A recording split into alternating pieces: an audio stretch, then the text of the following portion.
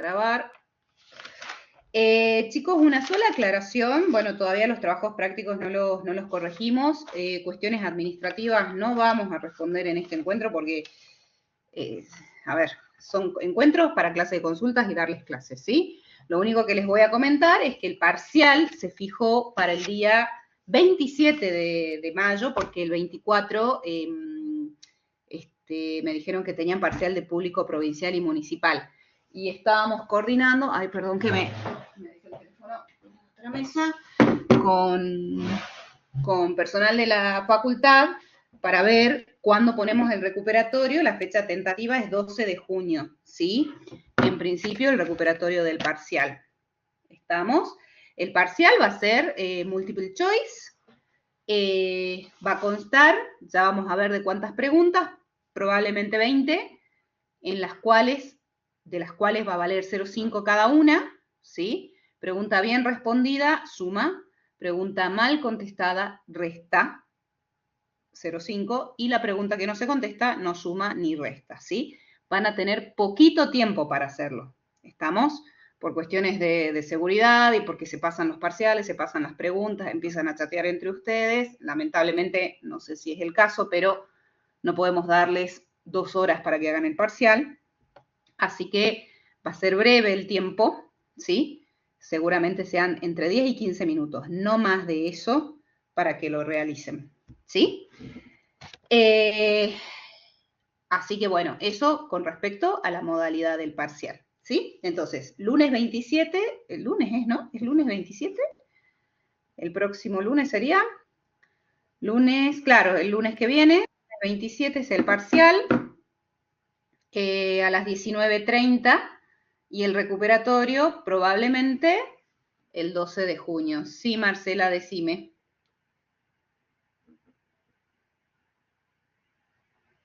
Si querés prender el micrófono, pues son 4 nada más.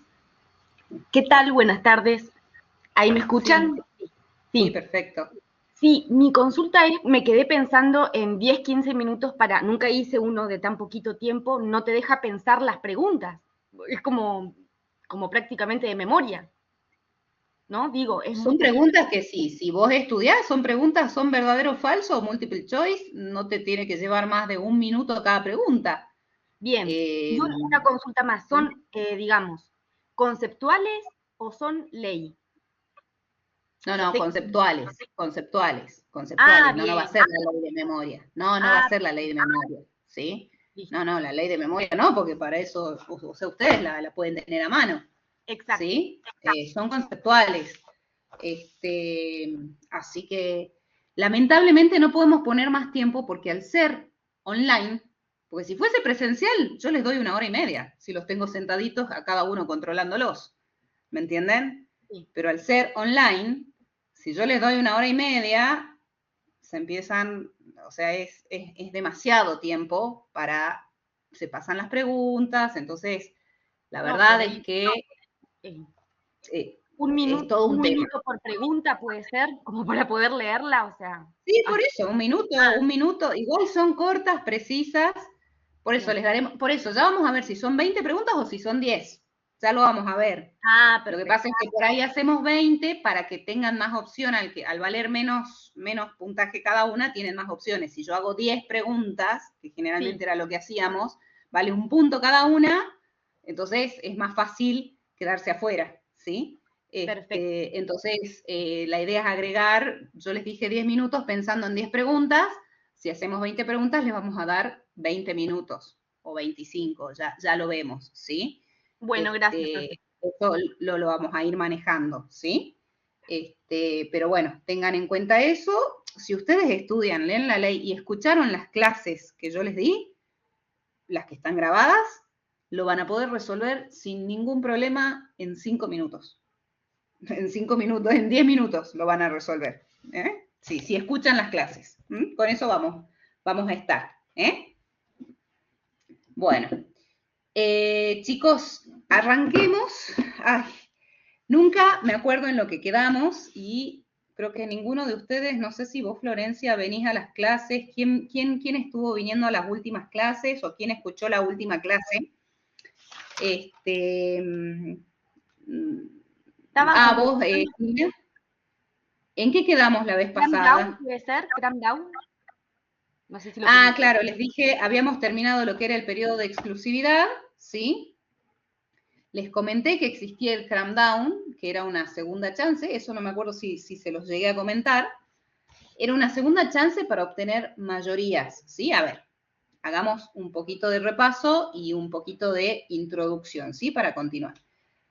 Nosotros lo último que vimos fue el periodo de exclusividad, donde para obtener, que dura 90 días, prorrogables a 120, donde para que exista acuerdo preventivo, ¿sí?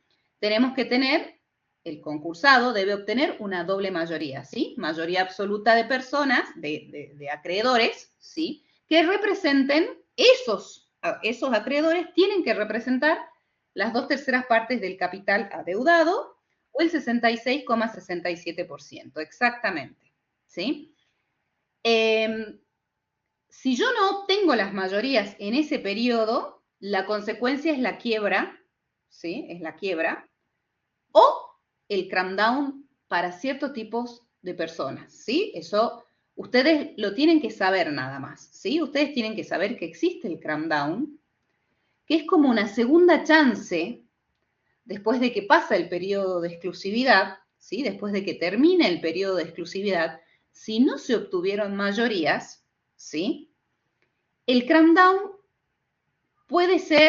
se puede utilizar solamente para las sociedades, para las SRL, para las SA o sociedades por acciones, ¿sí? Solamente para ese tipo de societario se torna operativo el cram down, ¿sí? ¿Y en qué consiste el cram down? El juez abre un registro, ¿sí? A pedido del concursado, abre un registro en el que se tienen que inscribir todos los interesados en comprar la empresa, en hacer propuestas de pago y comprar la empresa. ¿Quiénes pueden ser los interesados? Acreedores, terceros o el mismo concursado.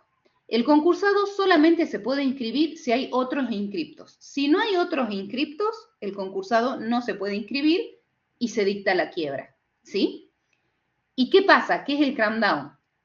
Una vez que se inscriben y se cierra el plazo que tienen para inscribirse, se abre un periodo de 20 días donde todos los inscriptos hacen propuestas de pago a los acreedores, ¿sí? Sean mismos acreedores, los que se inscribieron, los trabajadores también asociados en cooperativa, perdón, ellos son también los que se pueden inscribir para adquirir la empresa, fundamental, ¿sí? Entonces, en esos 20 días hacen propuestas de pago y quien primero obtenga la doble mayoría, que es exactamente la misma que la del periodo de exclusividad, gana el derecho, ¿sí?, a comprar las acciones o las cuotas partes de la empresa, ¿sí?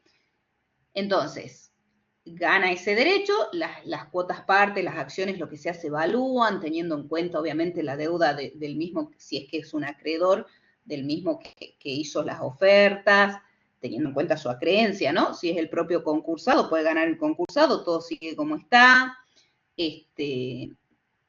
Va a depender, no me interesa que se concentren en saber cómo se evalúan las acciones para comprarlas, tienen que saber que el que gana, el que obtiene las mayorías primero, por eso se dice que es una carrera, puede ser un acreedor, puede ser un tercero, puede ser los trabajadores o puede ser el propio concursado.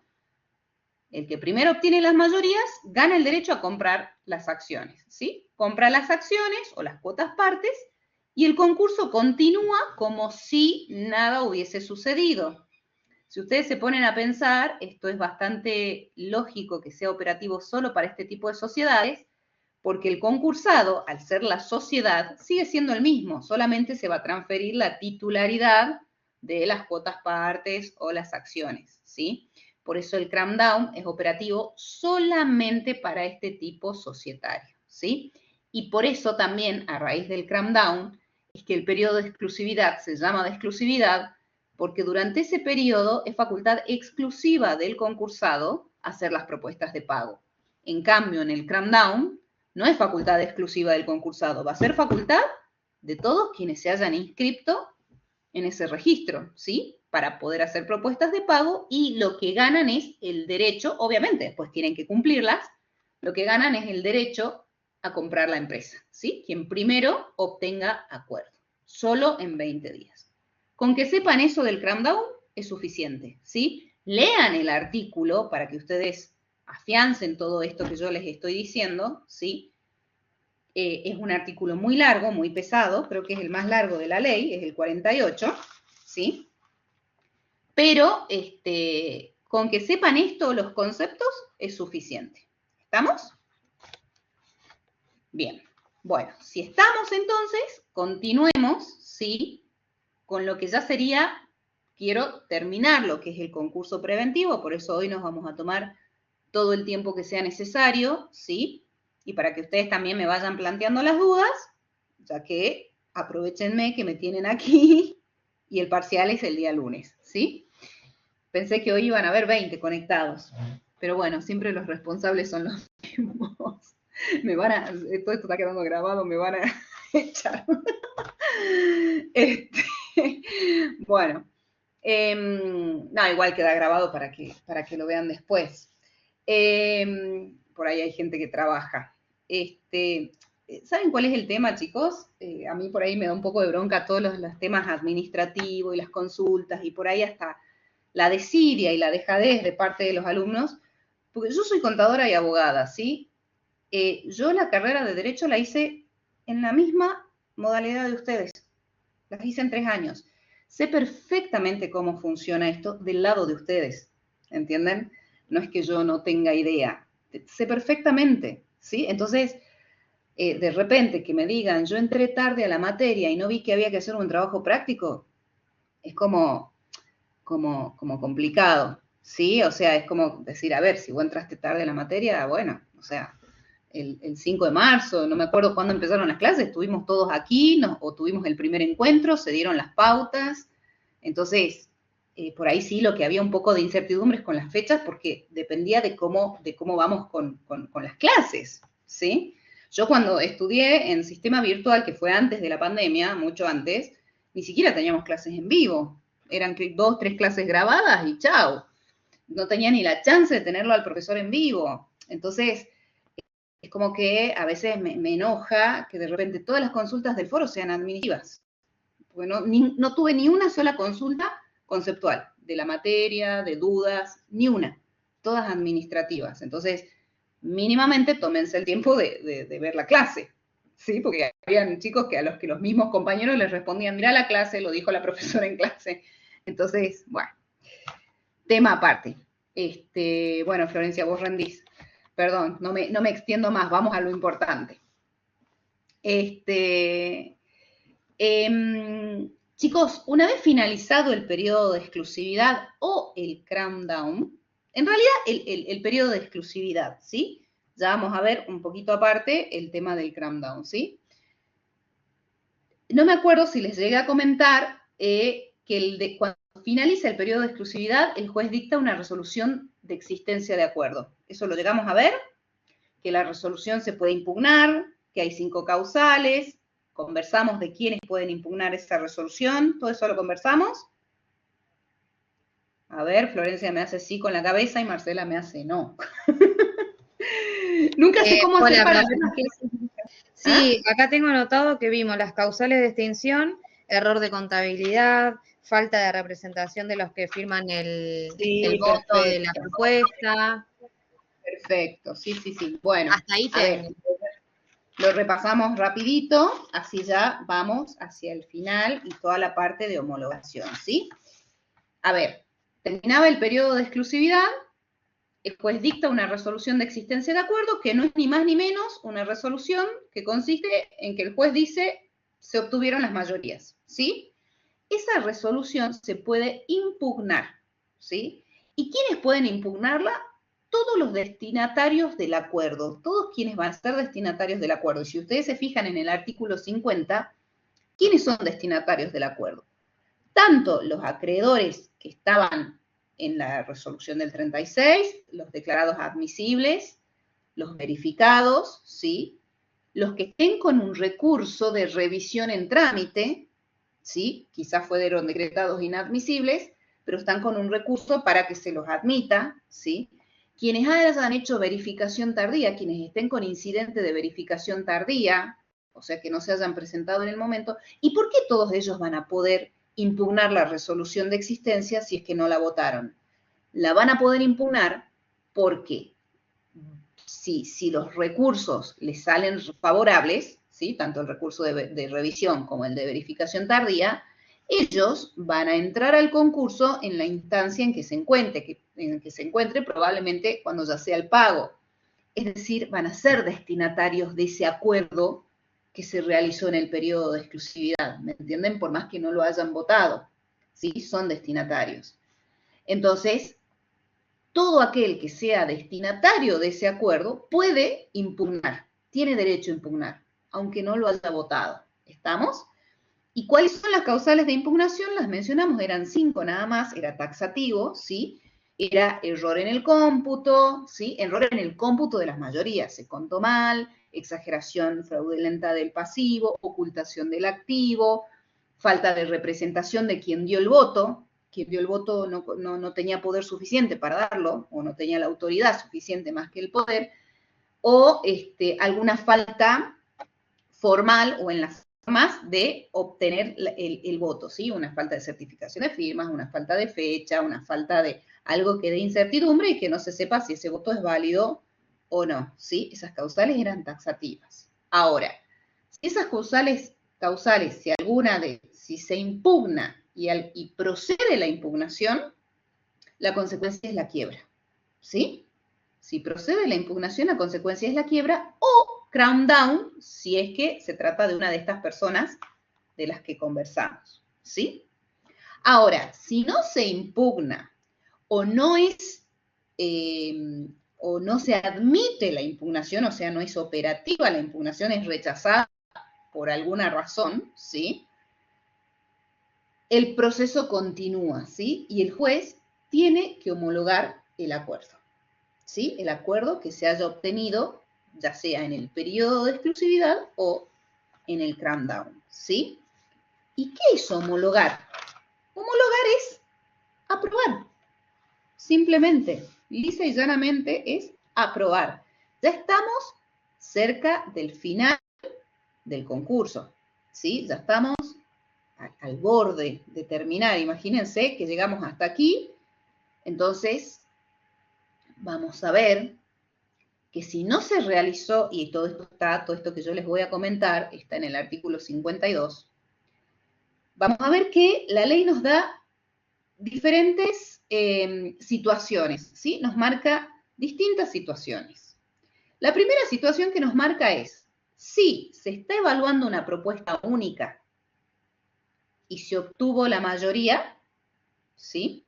O sea, supónganse que no hubo categorización y se hizo una sola propuesta y se aprobó, digamos, en el periodo de exclusividad con las mayorías necesarias, el juez, la ley dice, debe homologarla, debe, tiene la obligación de homologar.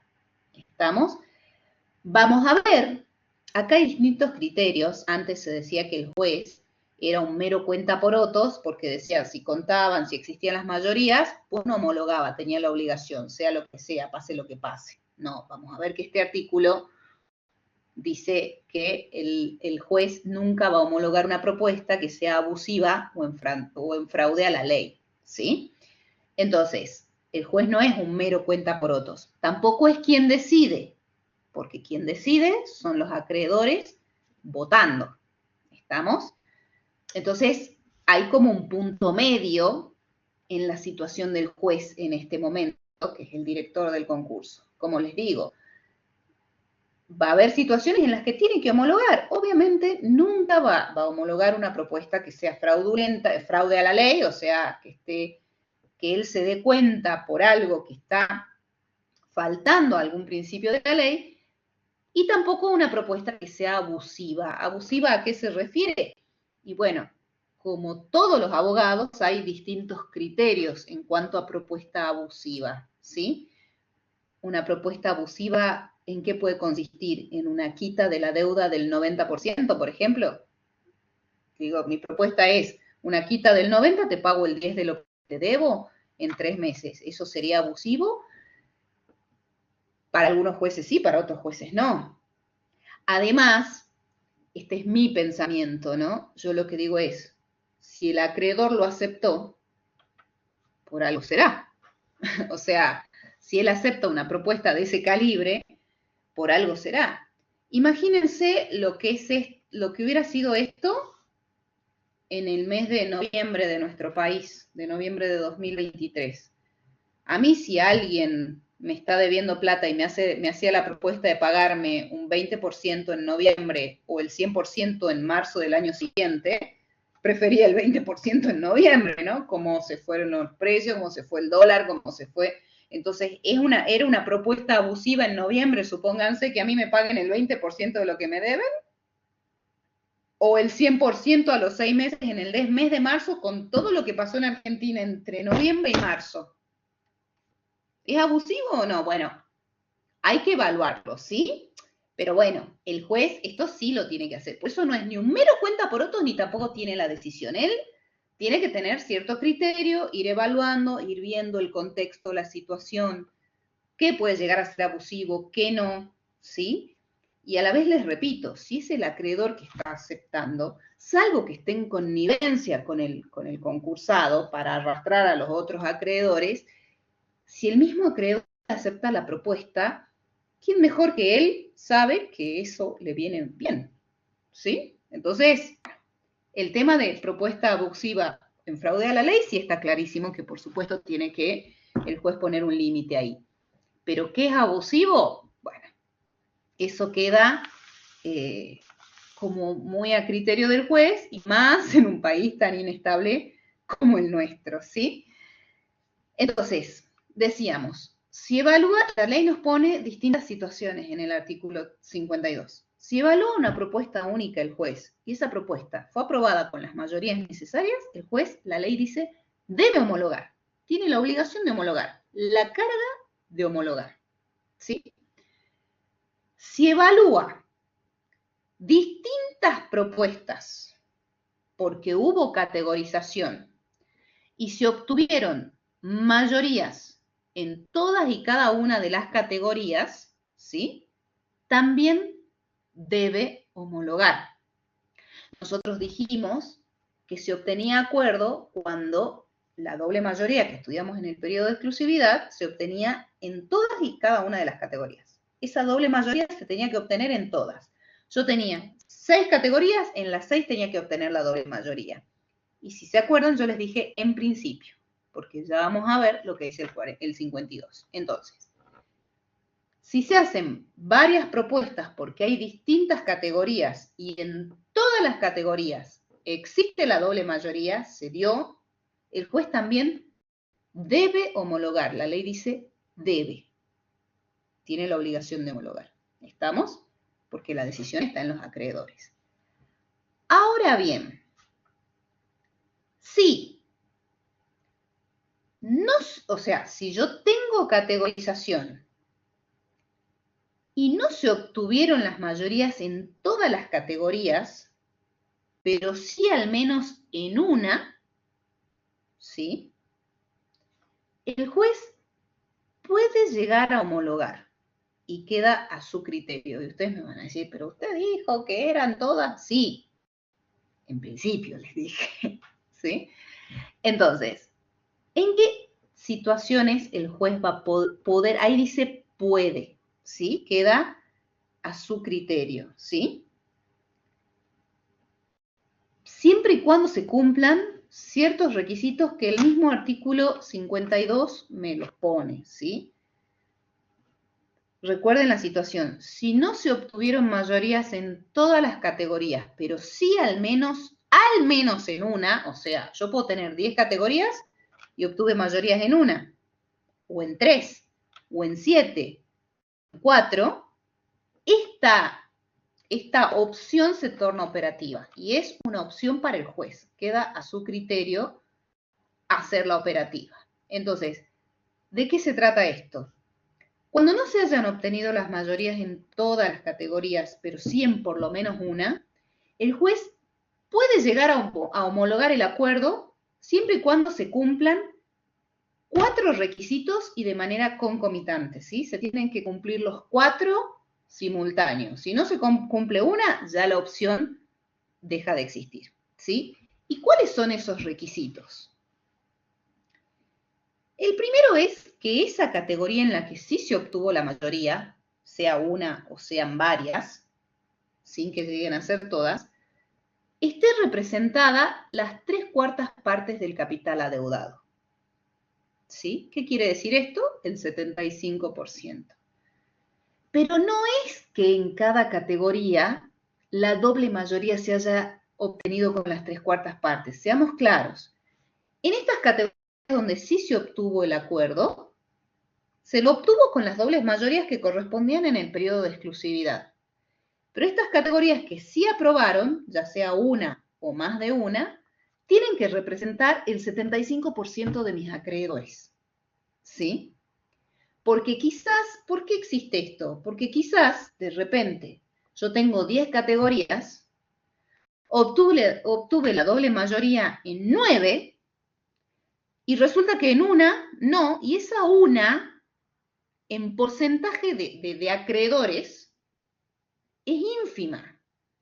Yo tengo la conformidad del 75% de mis acreedores. Entonces, a esta altura no voy a voltear un concurso porque tengo una categoría de acreedores díscolos que no me dieron la conformidad, con quienes no pude obtener acuerdo. No sé si voy siendo clara. Puede haber sido, a ver, yo les hablo de 10 categorías y capaz que obtuve la mayoría en 9, por ahí obtuve la doble mayoría en una, y capaz que esa una tiene ahí concentrado el 75% de mis acreedores totales. ¿Estamos? Entonces, el primer requisito es que la categoría o las categorías en las que yo haya obtenido la doble mayoría represente las 3/4 partes o el 75% de mis acreedores totales, ¿sí? Que ahí adentro estén el 75% del total de mis acreedores. Ese es el primer requisito, ¿sí? No, perdón. El primero es que me haya aprobado una o más de una. Ese es el primer requisito, ¿sí? El segundo es que en esa una o más de una esté el 75%. ¿Estamos?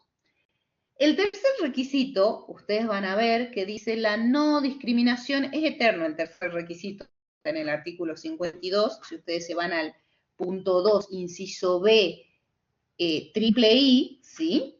Punto 3, ahí está este requisito, la no discriminación de las categorías disidentes respecto a la elección de la propuesta. ¿Qué quiere decir la no discriminación?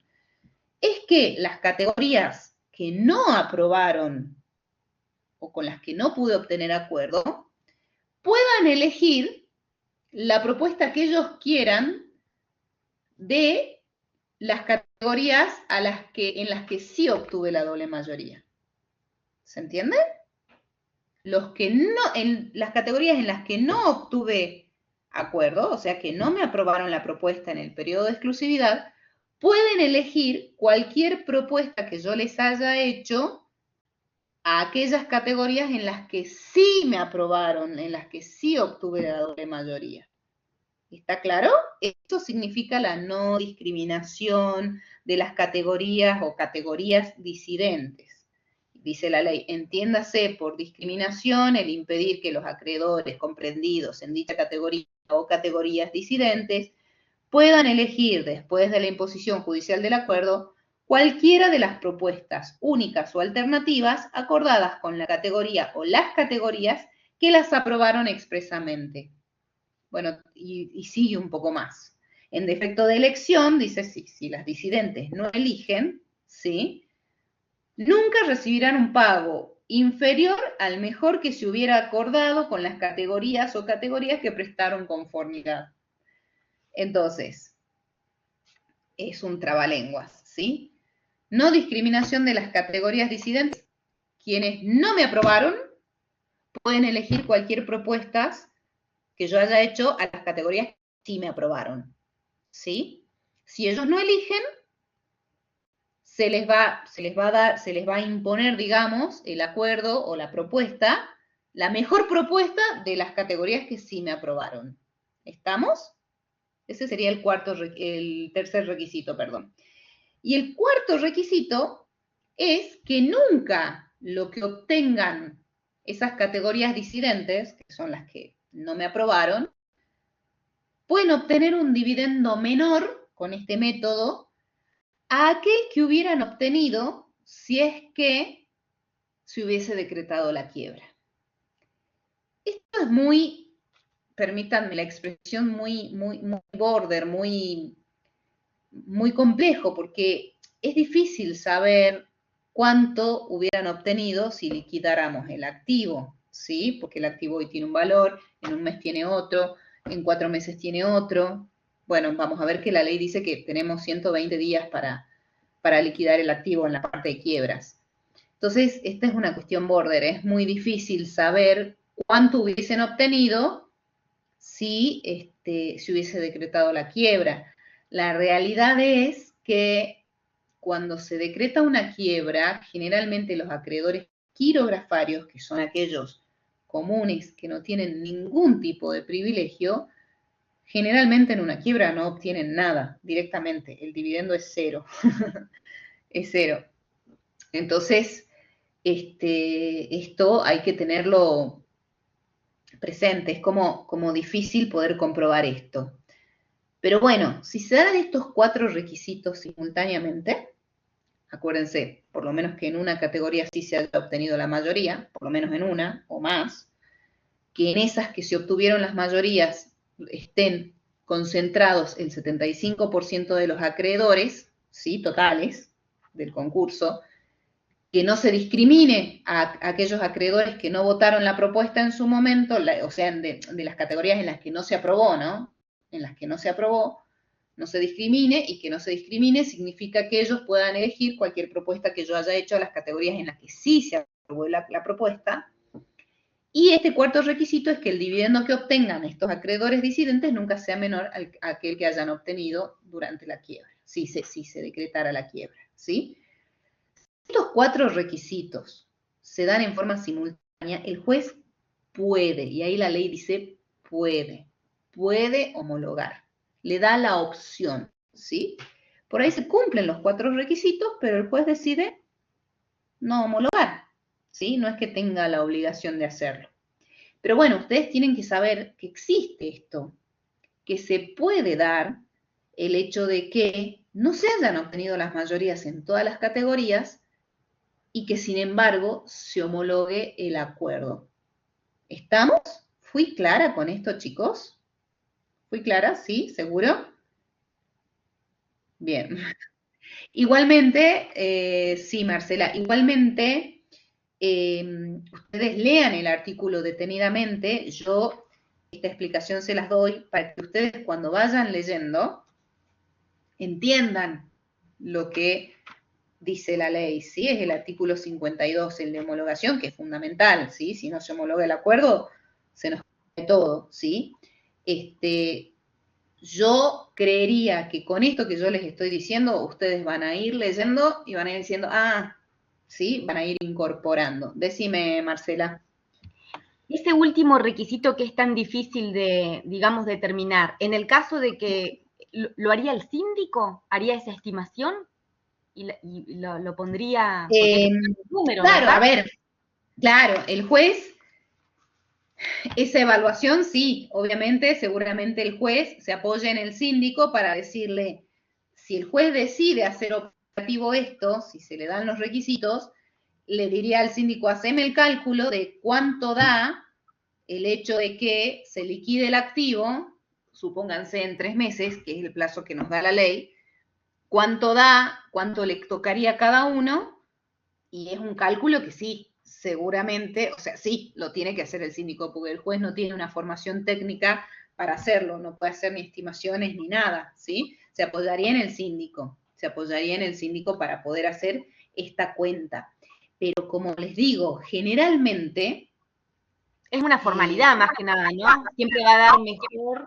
Te diría que es una, a ver, es una formalidad porque, no, es una formalidad y no. ¿Y por qué te digo?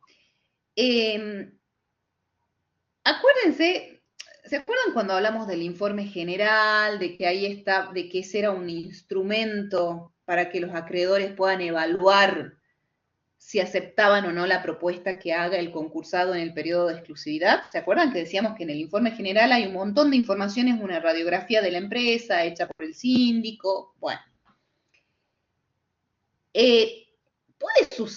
Puede llegar a suceder que de repente sea una empresa que tiene dificultades financieras, pero que tiene un activo relativamente importante. Está bien, ya entendí. Entonces, es más fácil no votar y mandarla a la quiebra, y lo que yo voy a obtener de que se liquiden los bienes va a ser mucho mayor de lo que me están proponiendo seguramente aquí. ¿Sí?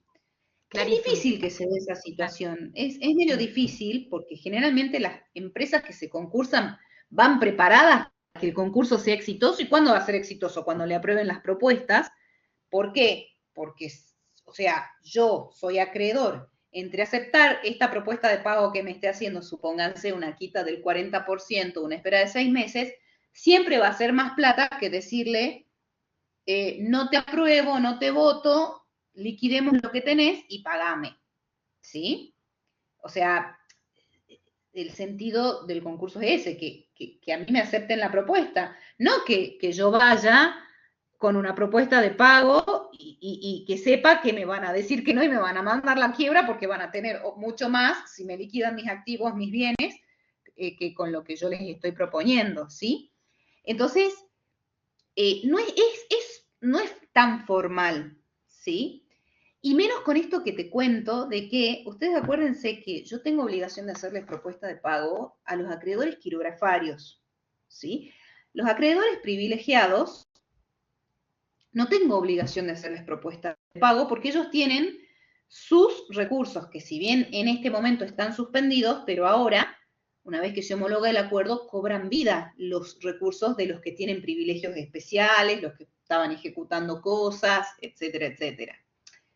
¿Qué sucede en la vida real? Generalmente yo con los privilegiados arreglo de alguna manera porque por ahí no me conviene que me liquiden, qué sé yo, los vehículos con los que se hacen el reparto de mercadería o que me liquiden o que ¿cómo se dice? Me vendan, me rematen el inmueble en donde yo desarrollo mi actividad porque tienen algún privilegio, ¿sí? No me conviene, obviamente, yo necesito seguir desarrollando mi actividad. Ay, Marcelo, dame un segundito, no sé a qué te referís con planes de pago con el fisco. Entonces, generalmente los acreedores quirografarios, que son a quienes yo tengo obligación de hacerles propuestas de pagos, de pago en un concurso preventivo, porque si no, ahí sí me decretan la quiebra, en una quiebra son los últimos en cobrar, porque primero, ya cuando estudiemos privilegios, vamos a ver que en una quiebra, primero van cobrando todos los acreedores que tengan que ver con bienes que tengan privilegios, sobre los cuales recaiga un privilegio, ya sea especial o general. Los acreedores con privilegio especial, los acreedores con privilegio general, y al último vienen los quirografarios. Entonces, generalmente en una quiebra, los quirografarios, a quienes yo tengo en un concurso preventivo obligación de hacerles propuestas de pago, nunca cobran en la quiebra. Entonces les conviene aceptar esto, porque siempre el dividendo que obtengan aquí en el concurso va a ser un poquito más que la nada misma que puedan obtener en la quiebra. ¿Se entiende? Lo que nosotros decimos a veces es, dependiendo de la empresa que se trate, dependiendo del activo que tenga, quizás sea muy difícil poder hacer como futurología y adivinar si lo que están por tener con este tipo de acuerdo va a ser mayor o menor a lo que obtendrían si cobrara. ¿Sí? Es como difícil. Y más, como les digo, en un país como el nuestro, con tanta inestabilidad. O por ahí también va a depender del rubro, porque capaz que si estamos con una empresa agrícola donde el bien son las plantaciones, las semillas o lo que crezca el producto, quizás ahí podemos tener estabilidad. Pero si se trata de una empresa, por decirles, tecnológica, qué sé yo, de repente capaz que el día que yo liquide los bienes en la quiebra, 3 meses después o lo que fuese, va tan rápido la tecnología que quedaron obsoletos y no valen nada y les convenía cobrar antes, aunque sea esto, ¿sí? O sea, hay que analizar muchas cosas, muchas cosas. Por eso esto es una opción del juez, ¿sí? El hecho de homologar en esta situación. ¿Por qué la ley le da esta situación, esta opción al juez? Porque si yo tengo el acuerdo del 75% del total de mis acreedores, sería un crimen voltear el concurso a esta altura del partido, ¿sí? Hay que tener también mucho criterio respecto a eso, ¿sí? Sería decir, llegamos hasta este punto y resulta que porque, como les decía, una minoría de acreedores díscolos, por decirlo de alguna manera, no me votaron, tiro todo por la borda, ¿sí? El sentido de esta opción que da el artículo 52 al juez es decir, a ver, juez, evalúa si de repente vos tenés acuerdo en las categorías donde tenés concentrados al 75% de tus acreedores totales, tenés la mayoría que sí quiere aceptar, quiere que el concurso continúe, quiere que la empresa no se muera, entonces sigamos adelante, ¿sí? Pero bueno, es una opción y una decisión del juez. No sé si se entendió y si hay alguna otra duda o consulta. Bueno, bárbaro. Entonces, continuemos. Esto es fundamental, chicos. ¿Cuáles son los efectos? Bueno, buenísimo, Marcela, me alegra. ¿Cuáles son los efectos de un acuerdo homologado? Y esto es recontra importante que lo sepan, ¿sí? No sé si se acuerdan que al principio de nuestras reuniones, de nuestras clases, hablamos de los efectos sobre el concursado de la apertura del concurso. Eso es una cosa, ¿sí? El hecho de que se abra el concurso produce en el concursado ciertos efectos, actos prohibidos, actos sujetos a autorización, el tema de la administración, quién la va a llevar, etcétera, etcétera. Ahora ya estamos terminando, se homologó el acuerdo. Y el hecho de que ese acuerdo se homologue produce distintos efectos sobre el concursado y el concurso. ¿Cuál es el principal efecto que se produce con la homologación del acuerdo? Tenemos dos efectos importantísimos, pero el fundamental, el que no pueden dejar de saber, es la novación. El primer efecto que produce el acuerdo homologado, la homologación, es la novación de todas las obligaciones. ¿Qué quiere decir novación? Esto es derecho civil de primer año, ¿sí? Novación es una forma de extinción de las obligaciones. ¿Y en qué consiste la novación? En el reemplazo de una obligación anterior por una nueva, ¿sí? ¿Cuál es la obligación que se va a reemplazar? Y esto nosotros preguntamos en los exámenes, ¿sí? ¿Qué obligación es la que se nova? ¿Cuál es la que se extingue y cuál es la que nace?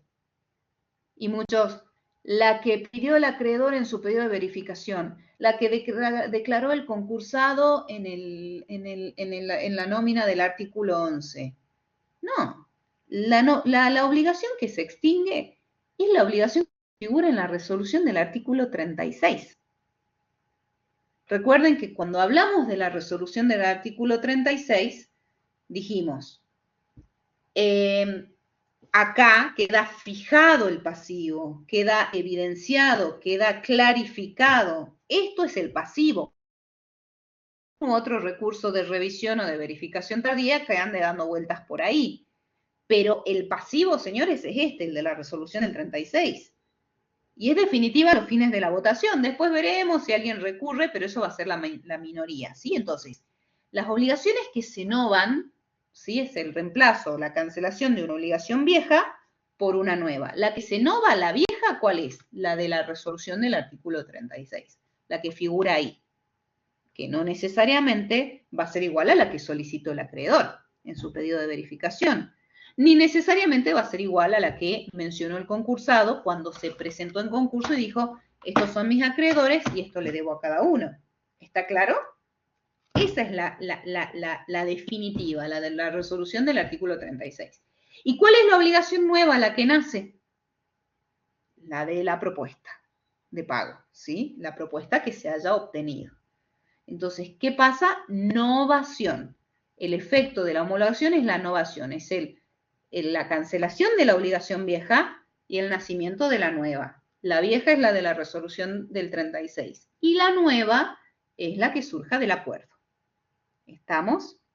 Ahora, ¿qué pasa si la quiebra se produce con posterioridad a la homologación del acuerdo? ¿En qué situaciones se puede producir la quiebra ya con posterioridad a la homologación del acuerdo? Si no paga, por ejemplo, si se decreta la nulidad del acuerdo, ¿sí? ¿Y cómo van las obligaciones a esa quiebra? ¿Novadas o las viejas, las primeras? ¿Cómo será? Vamos a ver que la novación, bueno, no, depende. Depende. Porque la homologación es un hecho jurídico, es un acto jurídico que tiene efectos, ¿sí? Y la novación es un efecto. Entonces, si la quiebra se produce después, las obligaciones a esa quiebra van novadas. Son las obligaciones nuevas las que van a esa quiebra. Porque el hecho jurídico, el acto jurídico de la homologación ya existió. Y los efectos no se retrotraen. ¿Sí? Entonces, si se produce la quiebra por falta de pago del acuerdo, van las obligaciones novadas a esa quiebra. Si se produce la quiebra por falta de pagos de honorarios, ¿sí? Al síndico o a los funcionarios del concurso, que eso también es causal de quiebra, van las obligaciones novadas, ¿sí? Ahora, si se decreta la nulidad del acuerdo preventivo, porque vamos a ver que después de la homologación, en el artículo 60, ¿sí? Tenemos la nulidad del acuerdo. ¿En qué situación se produce la nulidad del acuerdo? Ya imagínense que estamos terminando, ya tenemos acuerdo homologado. ¿En qué situación única vamos a decretar, el juez va a decretar la nulidad del acuerdo? Solamente cuando exista dolo. Solamente cuando exista dolo. Si no existe dolo, si existió un error y nos dimos cuenta al final, después de que el acuerdo homologado, está homologado, a llorar al campito, hablando gauchamente, ¿sí? Entonces, solamente después de la homologación se puede decretar la nulidad de ese acuerdo homologado cuando exista dolo, cuando existió una maniobra por parte del concursado con la intención de engañar a todo el mundo o a quien sea y lo logre, ¿sí? Cuando exista un ardid, ¿sí? Y ese ardid, ¿para qué? La ley lo menciona taxativamente, dice, solo puede fundarse, fíjense en el artículo 60, en el segundo párrafo, dice la causal de la nulidad. Solo, dice, la nulidad solo, y ahí subrayen el solo, puede fundarse en el dolo empleado. ¿Para qué?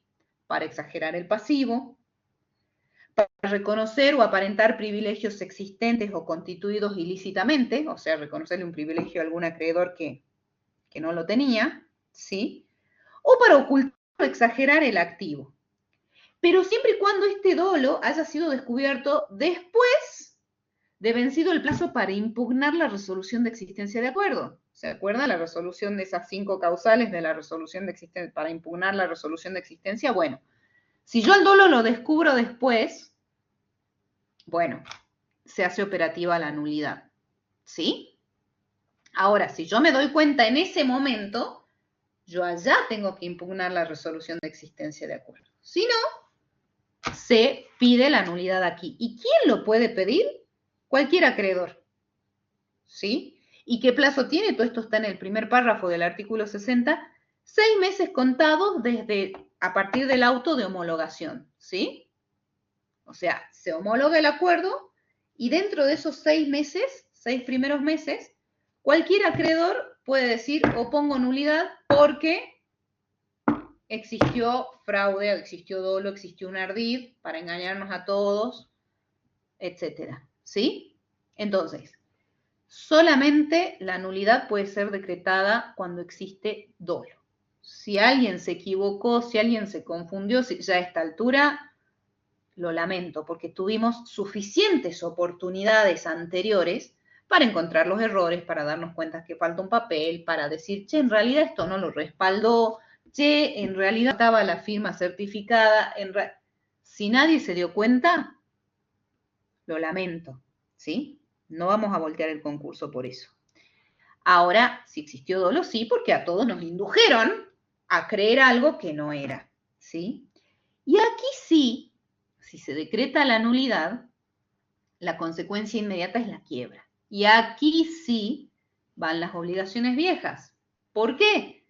Porque si se decreta la nulidad de la homologación, el acto jurídico no existió. Y si no existió, no produjo efectos.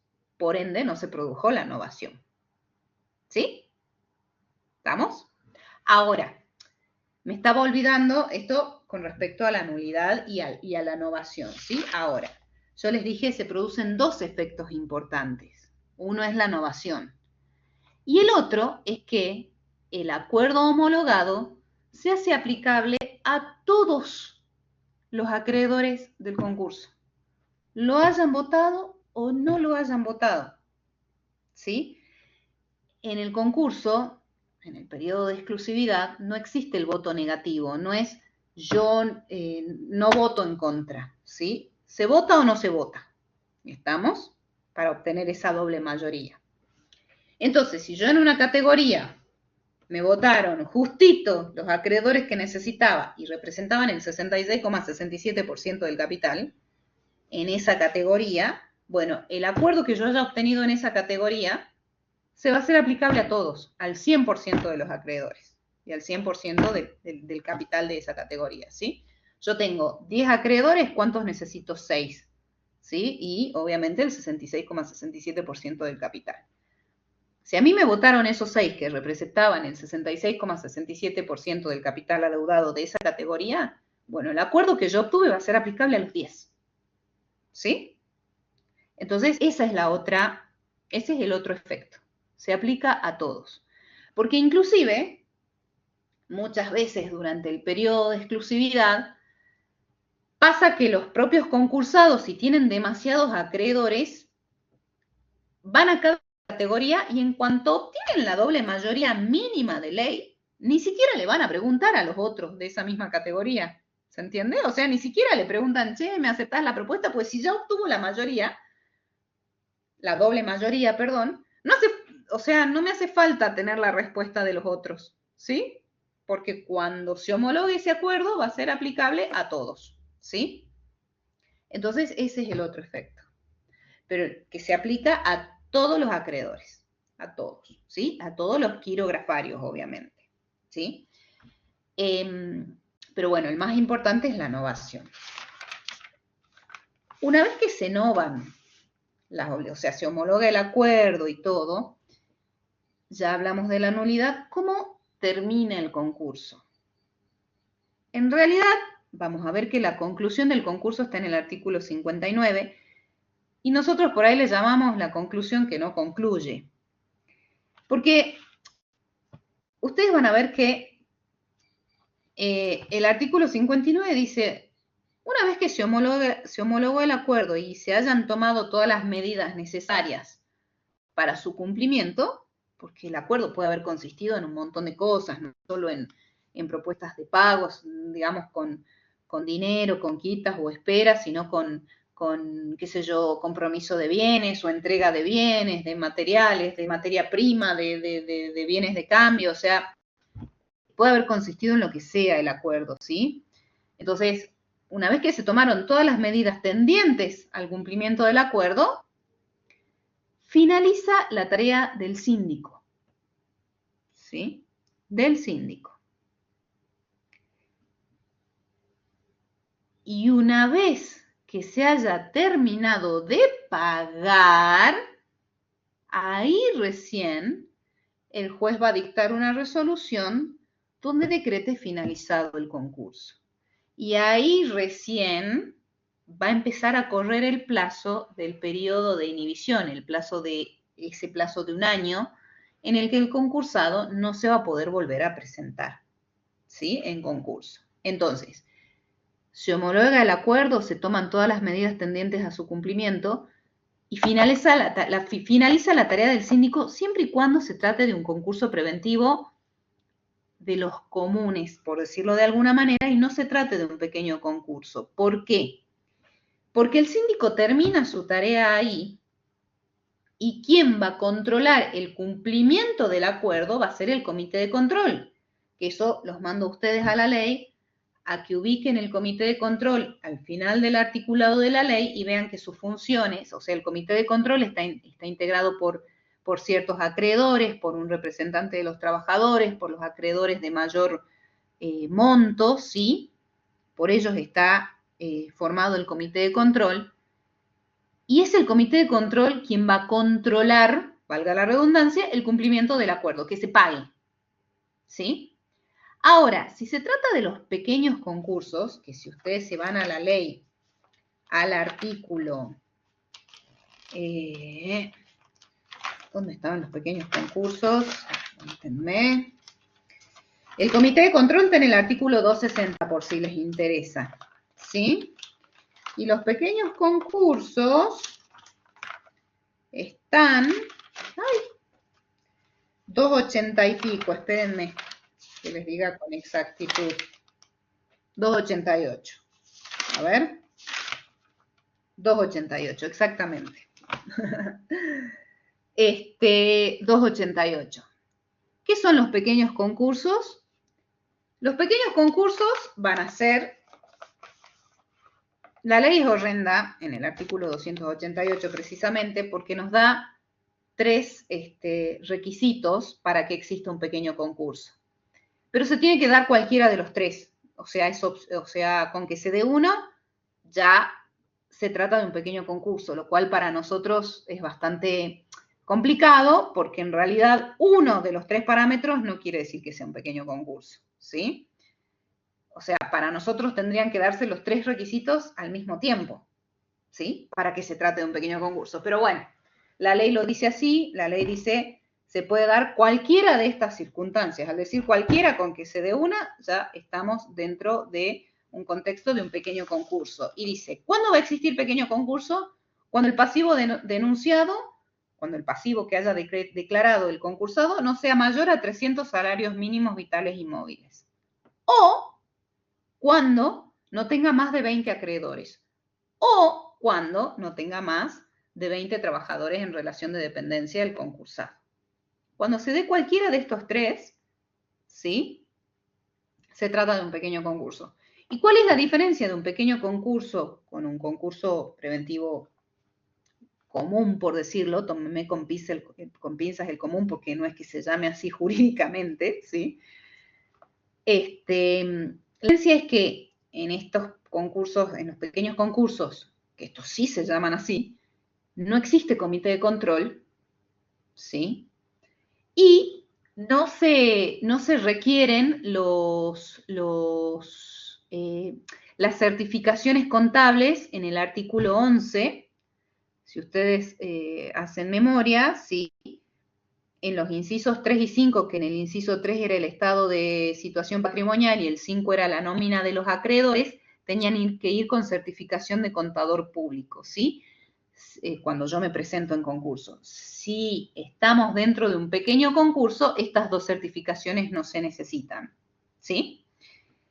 Entonces, nosotros siempre decimos que estos parámetros son horrendos porque puede tratarse de una empresa que no tenga más de 20 empleados en relación de dependencias, pero que tenga un pasivo enorme y un montón de acreedores, ¿sí? O al revés, que tenga solo 20 acreedores, pero tenga un pasivo en monto gigantesco. Entonces, bueno, no necesariamente tiene que ser un pequeño concurso con estos parámetros opcionales. Bueno, volvamos a lo nuestro.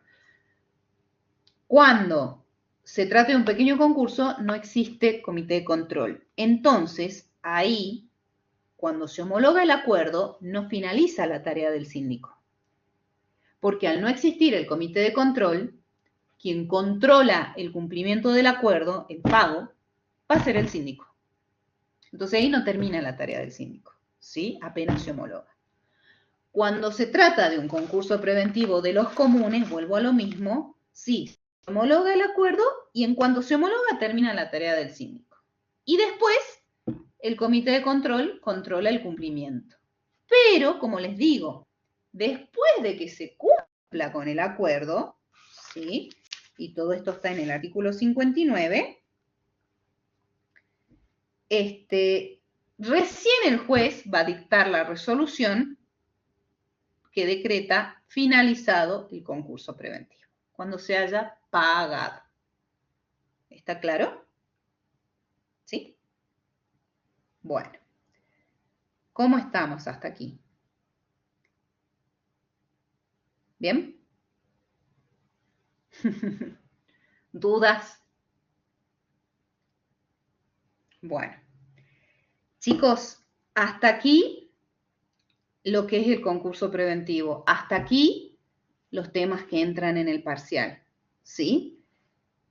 Yo les dejo a ustedes lean el concurso preventivo el concurso en caso de agrupamiento, ¿sí? Que es el artículo 65 en adelante.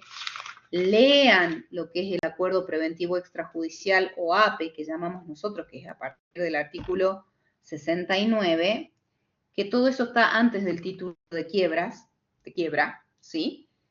Y es parte del concurso. Puede llegar a entrar en el examen final, ¿sí? Ahora para el parcial no. Yo no toqué el tema, no va a entrar para el parcial, ¿sí? Pero léanlo, porque ustedes tienen que saber que existe, de qué se trata el concurso en caso de agrupamiento de empresas, que no son las UTES, ¿sí? Es en caso de agrupamiento de empresas. Van a ver que hay situaciones especiales, como es el estado de cesación de pago de una de las empresas que formen parte del grupo, va a implicar la cesación de pagos de las otras, por más que no se encuentren en ese estado, ¿sí? Bueno, hay situaciones especiales. Y también el acuerdo preventivo extrajudicial, que para el final puede llegar a entrar. Porque nosotros ya, déjenme que mire un ratito el cronograma, creo que nos quedan, si no me equivoco, 2 clases, y en esas 2 clases, claro, nos queda una clase el 31 de mayo y otra clase el 7 de junio, ¿sí? Entonces, en esas 2 clases tenemos que conversar sobre quiebras, ¿sí? Para el final, por supuesto, entra todo, sí, para el final entra todo, ¿sí? Para el final entra quiebras completo. Y esto es importante, chicos. A ver, la materia es concurso preventivo y quiebras, es concursos, ¿sí?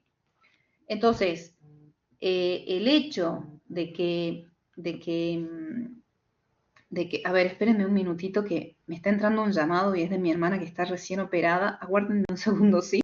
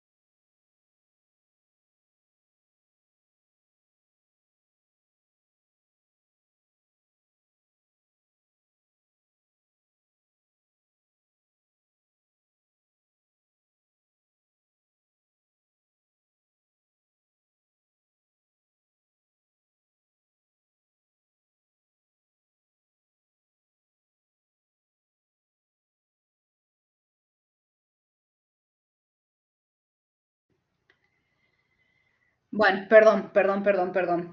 Que está recién operada y por eso fue que no pude dar clases el viernes.